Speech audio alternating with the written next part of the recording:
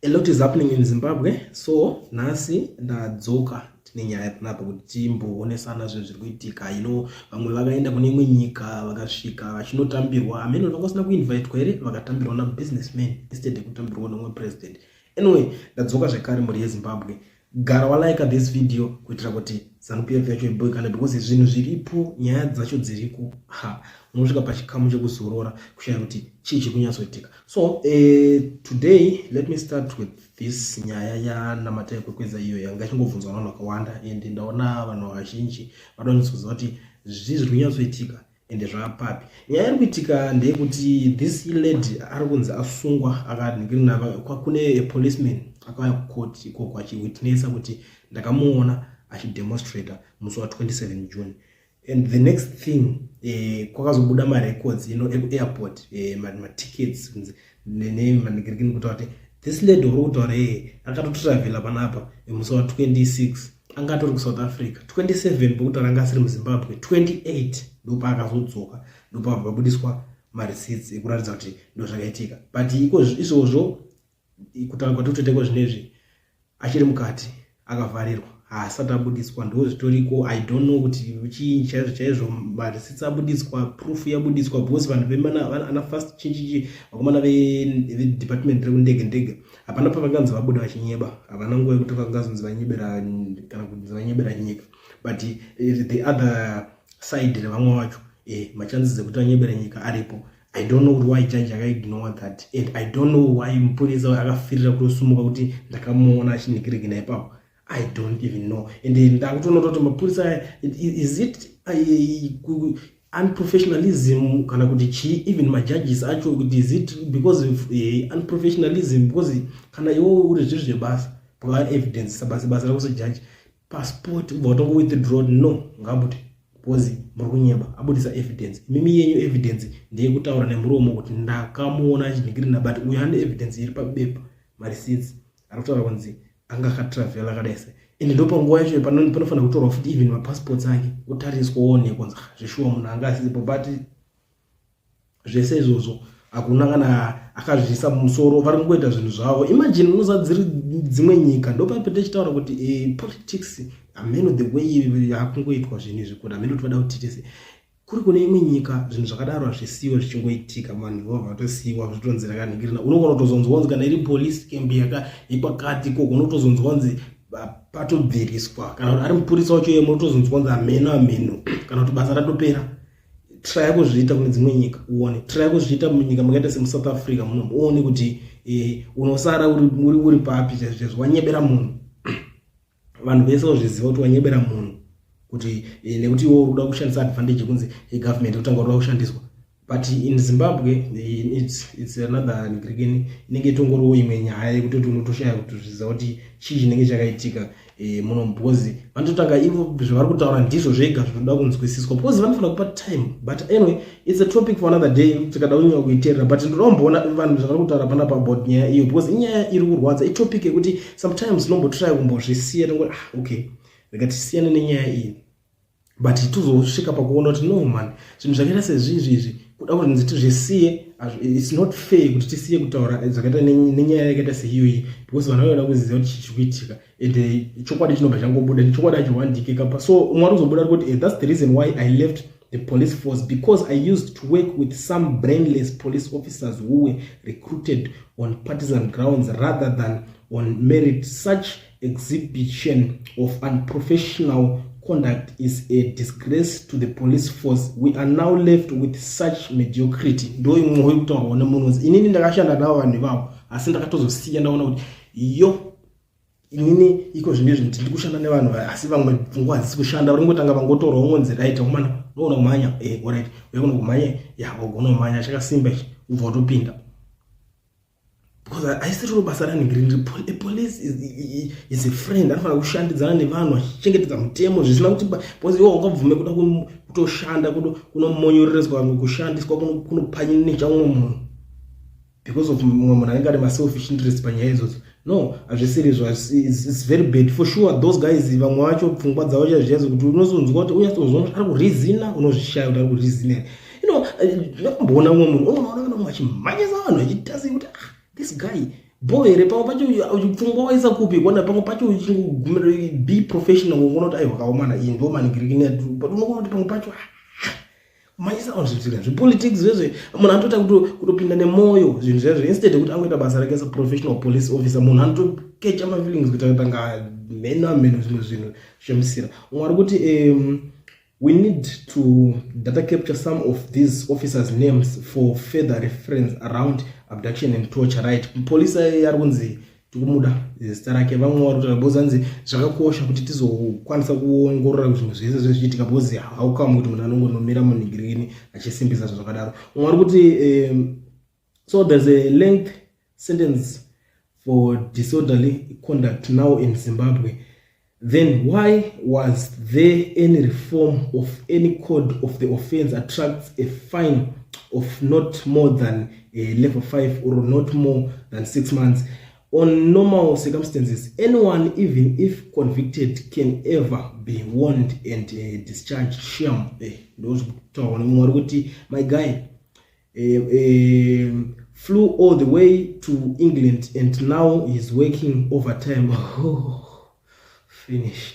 What with the police should always try to do the right thing, save and protect the people of Zimbabwe and refuse to be used as an accessory for repression by the evil ZANU-PF regime in Bangladesh. The tables turned a woman dictator over. They was chased away, right? Kumo examples among my dictators vamwe vanhu vaito zvinzwawo team rekuna na Bangladesh kuko vamwe vanhu vaya vakutoti andana atinzwaro atitwe izvozvo but zvinozongochinja zvinhu zvinozongo matables anozongotena and then umwe kuti it only happens in Banana Republic like Zimbabwe, you see, like zvandikuzvitaura kuti kune dzimwe nyika guys unoona zvimwe zvinhu zvacho hazvisiri normal tikufunga sevanhu here sema-human beings here izvezvo but anyway inenge ingoro imwewo nyaya yekuti inenge pane pachida kutomboshandwa ipapo ndo zvimwe zvinhu zvida kutobatsirwa nyika kuti itange kumbodeliver ubva ipapo kuti ikwanise kuenderera kumberi umwe ari kuti why vanhu allowing police officers to send at their houses. Okay, umwe ari kuti section 59 inobvumidza kuti vanhu varatidzire ndozvainoreva section iyo munango inyoro umwe ari kuti very sad indeed. Yes, I'm sorry for my sister, sure. Yeah, umwe ari kuti the name of the police officer, please, we want to deal with him radically, right? Vanhu vari kutaura kuti you know uri munhu kuti uri normal ane common sense dzinoshanda ukanzwa nyaya iyoyo mathinkers tuta vanhu vanofunga chacho vanofunga outside the box ukanyatsonzwa nyaya iyoyo unoona kuti no man, this is too much. Ko why uyakadai so? That's why vanhu vesari kubvunza kuti zita rake anonzani munhu iye timbodhila naye the way. And if Zimbabwe ndo chimwe pendakatoona kuti even kana varoyi panonzi mune varoyi pepe vanhu vaya vanenge vasinganyazogona kuroya vaya because iroya kazvimwe zvinhu zvinoitwa vanhu vanoita kutadzirwa ne-this regime ka vanhu vakadai vachingoshandisa kana mheni dzedzamanimi kana kuti mushonga munhu achida unomira achida unonyeba pakoti pape achida kunodai so onzi kana mucheka nechimwe njazi kuona obva ataura kuti hai ndatuma ndachinyeba zvotobuda pachena but royo wacho anenge wakatiregerera kana kuti vanoshandisa uroyi zvisiri zvo wariroyera mahara I don't know ndokunonzi kunopurwa uroyi mahara wakapuwa pa vanhu vasiri kudai uchishanda nepositive way ndopamwe pacho zvetechimbotaurwa futi izvozvo umwe ari kuti can you lead people must treat iyo ndinoda lead people must treat aniko iye ngambopindoka nditi kuti can you lead people must treat uchingotaura pa social media no problem yedu maZimbabweans iyo anditi vanhu vari kuorganize that ningirikini muri kuvaziva muri kuvaona nawo makuda kuti can you lead people must treat imo futi mimi anyway nyaya yekuti ningirikini isedunga munhu haisi yekuti can you unofanira kuti iwo kana wazvifungawo muchifambirana pamwe chete kuti can you ani manje anoda kunzviita ari ega because zinoti haisi nyaya yemunhu wani uri wani unoziva zvavanokuita at the end of the day futi tarisai ana namata iningiri vari kungochemba vari mukati imomo tarisai ana George Charamba vaya vatobuda vakuganza izvezvo vanzi muti hey human rights defender anodefenda ani kwe iye achitadza kuzvidefenda ega you see vakutoganza on top of zvinhu zvakadai so saka zvikuda kupa vanhu pressure kuti iwewe chimbodai mana it's not fair It's not fair. Zvezvo zvinofana kuti kune munhu wese, because this struggle nde munhu wese, kuti munhu wani kuti iwo I think ndo kangwarira chimboda izo tisakwenyerana zvosiri izvo. Kana totongofunga kuti tiningirikina munhu anotongoita ega kwete kupuwa pressure kunzi iwo ita, handiti kuti kuda kutanga bozo mwacho ngambarize mama. What they know manje baba. Vanozoti kana ivo vakukuda ivo pachavo. Vanogona kutumira kana vanhu 1000 chaivo maghost kuti iwo chimbodai. Saka paunozoona unobvona macomments acho ari kufanana, so atakufanana ndira chinhu wana. Ukashandisa pfungwa dzako you would think kuti saka inini saka vanhu veZimbabwe vari kuda kuti ndichazoita zvinhu zvanditi ndidai, so vanhu vakutopinda vakutokutora uchingopedza ngoti alright tozodai so manotanga kuronga, uchingotanga kuronga unosvika unawo kutotorwa. Ndo imwe nyaya inenge ichiitika. Ungari kuti all those lying to please ED must be sued in their personal capacity, not the organization that they work for. Maybe it will put a sense of being loyal to the constitution, not ZANU-PF, because ndo imwe nyaya iri kuitika. Vamwe vacho vanofana kusungwa. It's true. Inini zvangu inini personally kuti wobva waenda uchinondinyebera, unomira wobva wauya uchindinyebera, pozobudwa neevidence. Ndo kandabuda yangu ingreen ndayazopasa nyaya, ndabuda neevidence, ndinokusuwa ende tinoziva kuti uyu munhu ngatinyatsoda justice chaichaiyo, kuti nyatsouya inodonhe nemunhu po ndinoda kuti uyu ngatichitodonha naye, because hazviitika kuti ungonyebera munhu zvinhu zvakadaro. Chii ichocho? Mwari kuti keep fighting for your people. Alright, zvichaita. Mwari kuti Mukoma, can you ask the DA if they are going to allow Ramaphosa to attend this meeting, and not forgetting Zambian Namibian president. Have DA kuti vachazoningirika imi DA ineningirikini vato vanhu hana man. South Africa yakagara ichitonga ichitanga ndotongwa naurungu. Ramaphosa muziva. Ramaphosa rine utsinye kumune vamwe mafelo vatema muzive mushe Ramaphosa ndotanga ndotira vake vatema utsinye agara ndongochana neningirikini iwe. Saka zvokunzi kuuya kunogwayo kuuya anouya, even kana vanhu veDA vacho mahotoona akatouya navo kana achida kuti because anoti alright handitoatenda sadhak negirikini, handiti government yavo ndekubatana kuti unonzi neweDA iwo futi votouya vese zviri kwezvo. But my thinking is the people jailed, they will be released after SADC summit. I don't know what will be the judges who will be releasing them say on their release. ZANU just tell police arrest these people. We don't know what charges you're gonna place, but we need them behind bars. That's happening for sure. Handiti maona George Charamba akabuda achitaura kuti gara ikoko tozokuona kana vaenzi vadzokera. Kungoti iwo pachavo this regime yakambopanika yakatacha zvonoza kunonzi hanzi kana zvamubata zvinoita sei dzinombonyima namoto. Marisa statement dzinombonyima namoto kana zvamubata right, dzinenge dzinombotacha mbicha nokuti kuna vana vakatizoti ndiani panapa ada kulida vanhu kuita zvinhu zvisina basa rese. Atizoti ndiani panapa ada kulida unengida zvatakuita manjeka imi michinde munotora vanhu vese hamuvabati. Ndo system imwe ndakaongorora ndikaona kuti ndo zvimwe zvinhu zvinoona kuti itika nevanhu ivava, ende ipapo is true. Comment uyu anotaura zvinhu izvi anotaura chokwadi. Mwari kuti it's so pathetic to say the last Smith I think is now a saint. They've got to another level where ED claims they are the army, police, courts, etc. That's what he means. So people need to go ahead on, otherwise no justice, but we are abused by few people. In short, we have some people calling the shots. Problem imwe inoitika ndeyekuti ma MPs vanoenda kuma parliament kwekwe munhu anenge akabuda achitaura zvinhu izvozvo maclips iwaya vanawo iwa instead kuti vanyatsodonha nemunhu parliament imomo vachazoti munhu uri kuzvifambisa sei ipapo havazona nguva yekunyazononingirikana. Like for now MP akasara kunana parliament vaya angoma MP ezita so election race yakaitwa rera rakabenefita ivo ma-MP, ndo vakushanda, ndo vakufidha mhuri dzavo, ndo zvinhu zvatongopa ground.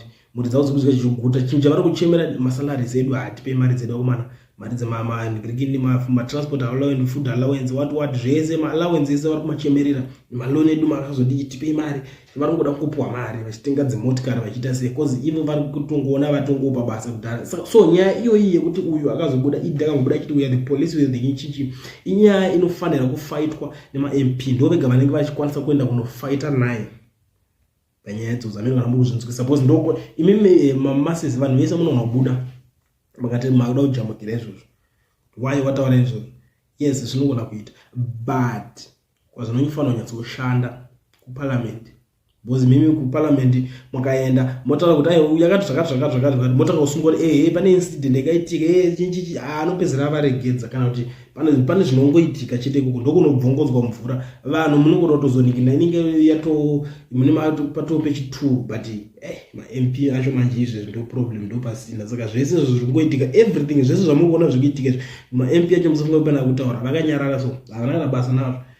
Ndo pakupedza taura papa tichiti uyu chabangu pakauya achirova vanhu pati yachekusera chitanga kuti bo manhikirikini vanhu vakawanda havana kuzvinzwisisa. Vamwe vaimboti zvinowanika vachingozvitora soft zvichitoitika. So now zvaitika maakuona ma-consequences manje, ninganzwa and the next thing munombofunga kuti pamwe ndovega uchikubatwa. Unozozviona kuti zvinhu zviri serious pavanozovinga kana iwewe kana pabusiness rako chino kadhiri kako anything yaunongochita vakuvinga kushanda komando unozoti shit man panapa tokuitwa kudzinya panapa, but inenge yato too late manje because mune makasiya munhu ende ndo panguva papa yakapakapa uya pakaita zvima records zvake zveshe ndo pafana vanhu vafana kuratidzira zvekutika iye fana kumuzvinzwisisa yega kuti ndatotanga zvinhu zvisingatomboite panafana kuvharira ora kungomza kuti iye utongonzwa atotiza asi kuwanika muZimbabwe because pari muZimbabwe muri kupisa inonotarisa zvakaitwa kukinya MP kuita seko vachatombozvinzwisise zvese vakatanga kuchiti zvanetsa izvi ngori kuti the crop of magistrate we have sure pakashata. Mwari kuti tipe zita raofficer timubhure, alright. Mwari kuti until yourself you have to decide to go into the street demonstrate, that's when we start to see that you are serious. Newo futi utaura izvozvo kana uchida kuti inini nditanga ndaenda ndinoningina uyawo futi paground ndikusvika kuti upindewo inini ndo nyaya inenge iripo guys, nyaya inonetsa. Kana uchiona kuti inini uona kuti ndikuningina kwenini ndinoningina chiko inini ndingonya kukudza izvo zvikuitika unoda kuti inini ndipinde kupiko ndinopindeni iyo nyamariyo nyika iyi yakafirwa nono kuwanda andizi. Saka kana wewe unoda nditira kubhara ukuthi iwe chibupinde obanike ndinotorisira iwo tanga wapindewo tova taunoti serious futhi andisandizvere nayo kumana ndizvo zviri fair deal. So iwo nditanga ukuthi nditanga kuti kweya kukwirana nendege kuti ndiende ndiwe ndiningirike aiwa siri zvakumana ngatiti zviro zviri fair ngataura nechokwadi zvingara titowirirana kudozve muda uningirikana everyone kuti munhu ada upa pressure ndo nyaya yatikuramba waniyo. Mwari kuti I'm sure those officers live in a room with garden feature of sewage. Very sad. Mwari kuti unprofessional judge, okay. Mwari kuti people are tired of hearing how rude Mnangagwa is without any change. Talk post is done of his evil, but for what really and for whom when nothing is happening.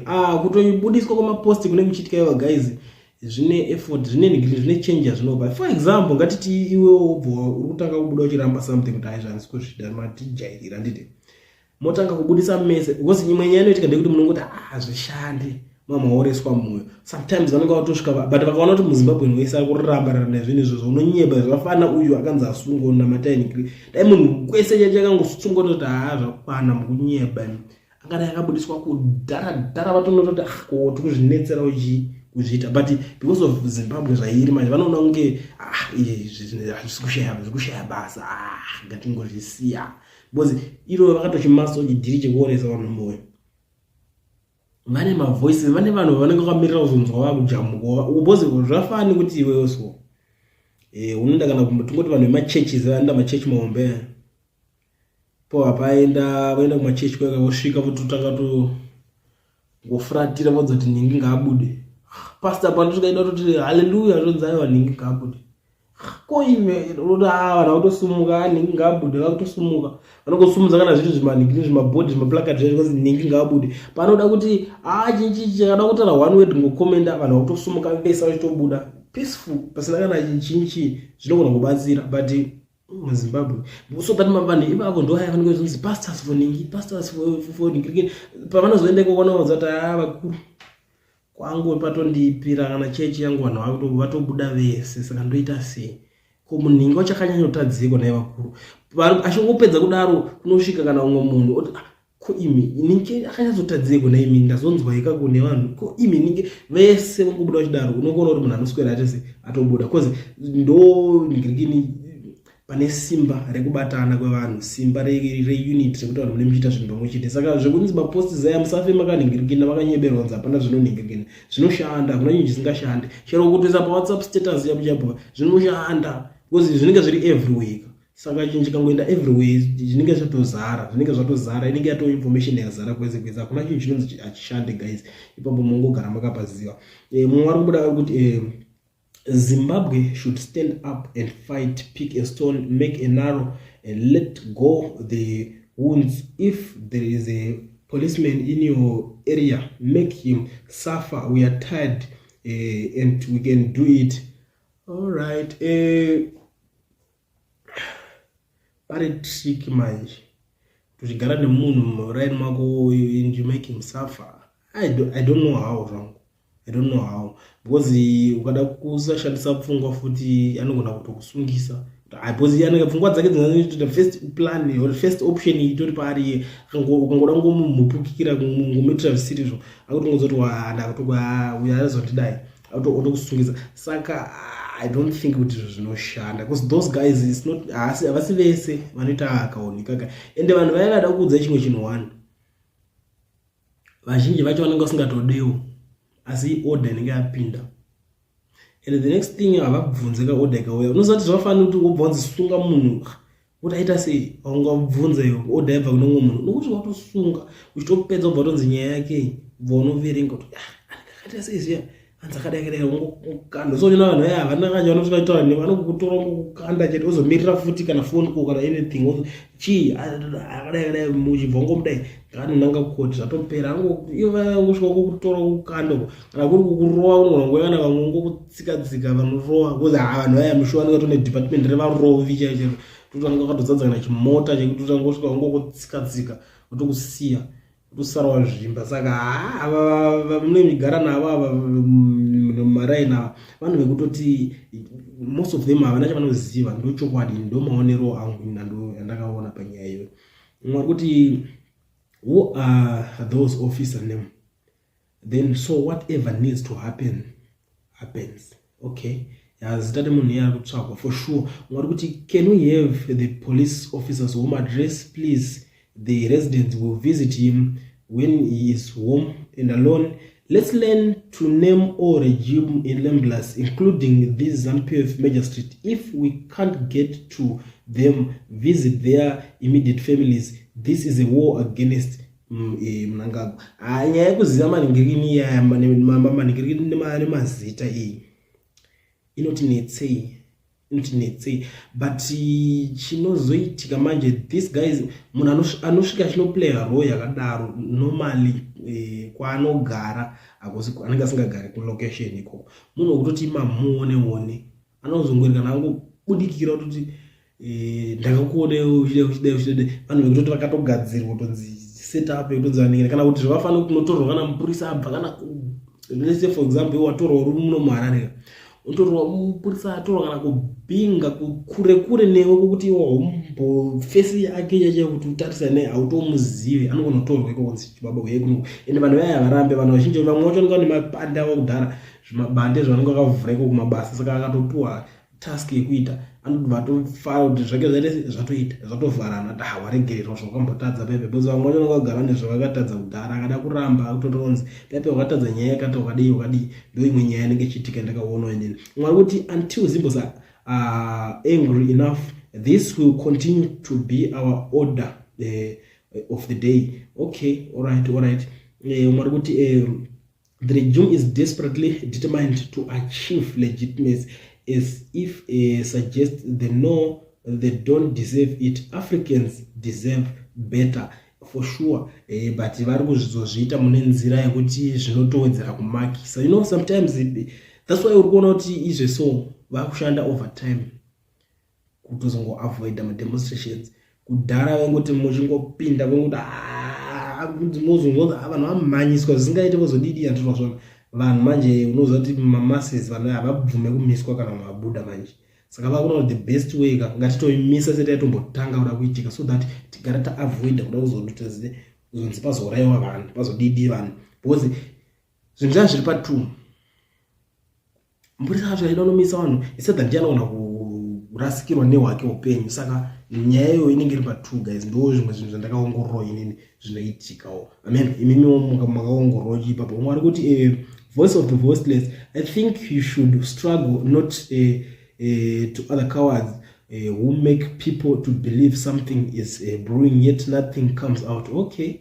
About the coming protests, my advice, people, let's stay at home. I don't support some, but people were killed in 2018 and none of the engineers of the protest died. They actually advised their family members to stay at home. You will only see them in funerals. Wake up, right? Chandakaona inini pa vanhu vanokomenta zvakadai izvozvo. Kana uri kubara anditi kana uri kubara iwo usakurudzire vanhu kubara. Kana iwo uchitya kune vamwe vanhu vasingatyi.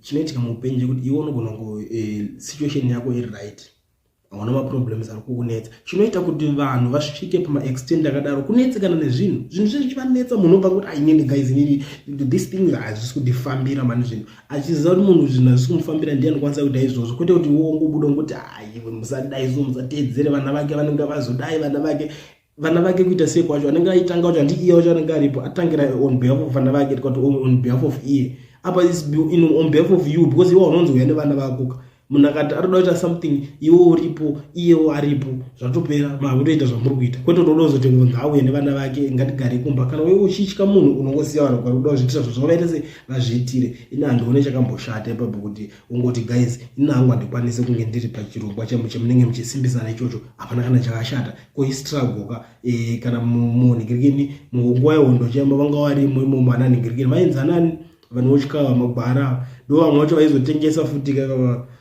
variko vanhu vakadaro vekuti vatozongoti mabhuna uya unzi muda ananhingirikeni magandanga vapinda vakadai so nekuko ndoko vaenda nako. But vakomana vacho vanga vakangwarawo manje ivo vaitoziva kuti vachipinda nanzvimbo soka vakabuda daiso sofunga ndo direction vanoenda vanobuda vakadai so neuku vachizoda kuenda uko zvavo vozosvika uko vonotenderera kudai toenda vakadai. Saka ivo ukatotekesa chavaenda vakadai so mazirikirina yanorasika vachienda vakadai. Kana vanotobuda vakadai vachizoti ivo vari kuenda uko ungorasisa kudai uzongorwa chikuseri vanga vakatongwarawo bhozo izviziva kuti imi vanhu vakadaro variko. Saka izvozvo zvekuti unobva wada kushayisa vanhu nhingirikeni hope vanenge vachine something vada kuita kozi hatizive chakakodza nguruve inongodya zvese haisarudze ingava makabheji kana ndove yemunhu chaiyo kuti nguruve inongonhonga ichidya. Saka hauzive chakazoita kuti iite igone kukura. Vanhu vanova nemaideas akasiyana siyana kuti ndafunga kuti timbodai timbodididi zviright vasiye vaite kuzi zvito zvinenge zviripo paground kwete kuti udozo vadiscourage kuti wananhingi vakazodai zvine basa rechizvo kuti nanhingi vakazodai pane kusiri kufairi vanhu vanongonzi vanhingirikeni pane chichashamizira here mimo futi mwari kuti can't we just protect wearing zape regalia that is kana uri supporter wavo we are kusendewo ngitineke that is kana uri supporter wavo ndopo unogara uchipfeka. Isusu vamwe kubva tichitozvarwa hatisati takamboipfeka and hatitombodi kutomboipfeka. I still remember pandakava kuZimbabwe vakanditi iwewe takuona iwe zvatoda kuita panapa toda kuti unge wakaipfeka uchiita ndini zvaunenge uchiita zvezve saka mera dzizokupa chinhu ndikati baba hembe ina ndedze kupuwa aiwa asisi kuningina kuti kupuwa but unozoti ndikati ndati handiti hembe dzekupuwa ndoita dzekutenga kana ndichida ndinotenga dzotengeswe pinto zotenga aiwa dzitengeswe dzinopuwa vanhu ndikati iwe shamwari iwe ndikapfeka ndine hembe mumwe munhu ndicho advertise mumwe murume ndinopenga reni kana ndichida hembe ndinopfeka dzangu for example iyi yakanzi Client TV ndo hembe ndopfeka dzangu handipfeke hembe dzimwe munhu ndipfeka hembe nezifesi rimwe munhu inini handipenge iwe handisibenzika ndakatombomuzwa kuti iwe handisibenzika saka zvekuzonzi hanzi ngati let's avoid kuningina izvo zvinofana kuparidzira vanhu vanodzipfeka zvito right zvekutaura but paridzira vanhu vanozvipfeka handiti mune muri magreen ningirikeni magreen bomb saka vanhu vanoparidzira vachiita mwari kuti power resides where men believe it resides. It's a trick, a shadow of your war. Okay, mwari kuti mazita ema officers ayo anodikanwa, and we deal with a regime enablers ose. Alright, for sure mazita anodiwa. Ndikuzoona kwanda kuda mazita. Dambo imwe nyaya iri funny. I still remember independent of Zimbabwe pavaita zvavo zvemaningiro zvema elections zvezve. Ndakati okay, it's fine. It's time yekuti ndozvo zvikuitika izvi. Ndandine maningiro nangu akasiyana siyana, because even kuna vanhu vakanyatsobva nekudhara vachifollowa this ningirikini this channel vanogona kuudza kuti nyaya dzese dzakaitika mabva ema-election zhinji tisaingokavha nyaya dzedze takazara nenyaya. Pamazuva iwayo ndaigona kutokudza kuti uyu anonzi ningi, uyu anonzi ningi aita zvakati, uyu anode so paimwe pacho paitonzi kwakati ningi arova munhu ndangoti mataro anonzi ningi ndangoti iro vhidhiyo racho mamati kudii.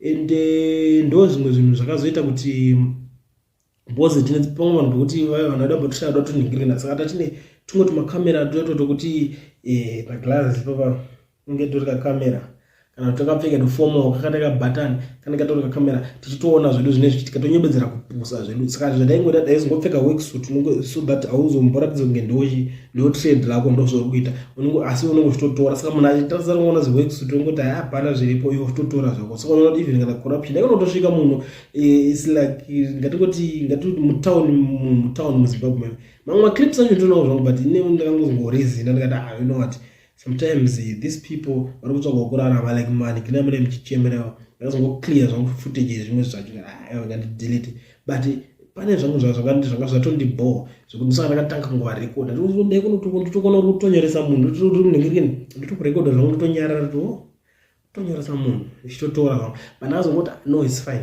Vanhu ava gatese ngandingovasiya vakadaro because vanhu vacho saka zvizvi zvekuti mazita emaningirina kana achidikana anozikanwa zvinoda kuti mungoweka kunyanyanyanya kana kuti kutarisa kubvunza munhu anenge akaenda kuningirikini kudare kwacho, because zita remai rototaurwa ndozi ningi alright sharp saka iwo ningi ubva utosumuka inini ningi ndiri kumira ndichipupura kuti munhu uyu anga aripo pakaitwa zvakati anga aripo ndakamuona alright handisozvo shamwari unze kuningirikina ubva watoroverwa wasara uri mhoma. Saka majournalists anenge vakaenda ikoko vanenge vanawo mazita, anything chamunoda about information mofanira kubvunza chizvonzi journalists. Pakangobudiswa kamera moti chibaba madii tudoka zita remunhu yaya mune matopedza paine zvangu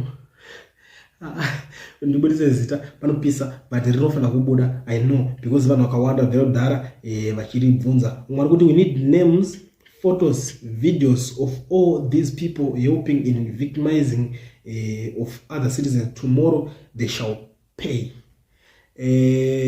Maphotos anonetsa kuti abude because normally mukoti normally isinzvimbo yekuti munhu unongopinda muchingoshandisa ningi. Ndizonyona kuti mutombo wane mavideos emunhu achitongwa kunzi ningi ari kutongwa najaji ningi judgment yapuwa enyu makamera zaapinde imomo unonyeba kana vachitoda kuti kamera ipinde imomo kungatopinda yavo yeZBC ndo inge dzinotopinda imomo vototora nyaya kana vachida, because ivo vakadzitora nyaya vane the way yavanodzibuditsa, vane something chavanenge vachida kuportray that way, ndo vanobvumidzwa kunge vachita sei vachikwanisa kupinda. Vamwe vese ava hamunoenda ikoko takapindako nawo malicense eningirikina aya tinazvo zvese zvezviya, but unokonza aimbomirei kuno kwamupinde kuno kwamutore ndozvo zvitongori Saka mazita iwayo anogona kudikanwa zvawo kuti munge muzoziva kuti ndanana vari kuita vanhu utsinye, ndanana akatadzira vanhu to that extent, zvakakosha kuti zvinge zviripo. But vanhu vakawanda vari kurwadziwa guys kutaura chokwadi nenyaya iyoyo, kana neni yasvika pakundibata kuti saka isusu tiri kurarama munyika yekuti kuno umwe munhu ari kumuka kumba kwake kuti ndinoda kuenda kunoitira munhu utsinye, kumuka kumba kwake kuti ndinoda kuenda kunotadzira vanhu all because of money, all because of kuda kufadza umwe munhu, kuda kufadza umwe murume kumba kwake kuti iye nemhuri yake achiguta. Zvinhu zvekuti zvinorwadza guys, but chekuti tizviite pari kupisa. I don't know guys kuti mimi nyaya munoiona sei napotisha kuda kunyatsodzika nenyaya yekuti nyatsoinyungududza mbichana tichionesana nezvinhu zvanga zvichikomentwa nevanhu vachipindura kuti inini panapa nyaya idzi ndinodziradza kufambira, ndinotoweka nyaya kunge mates zvemashuwa. So kana uchingotonga kusvika pana very first time yako, gara wasubscribe, ucomment, ulike, ushare, uchindiudzawo mafungiro ako pamusoro penyaya iyi kuti iwewe wakaitarisawo unoionawo sei.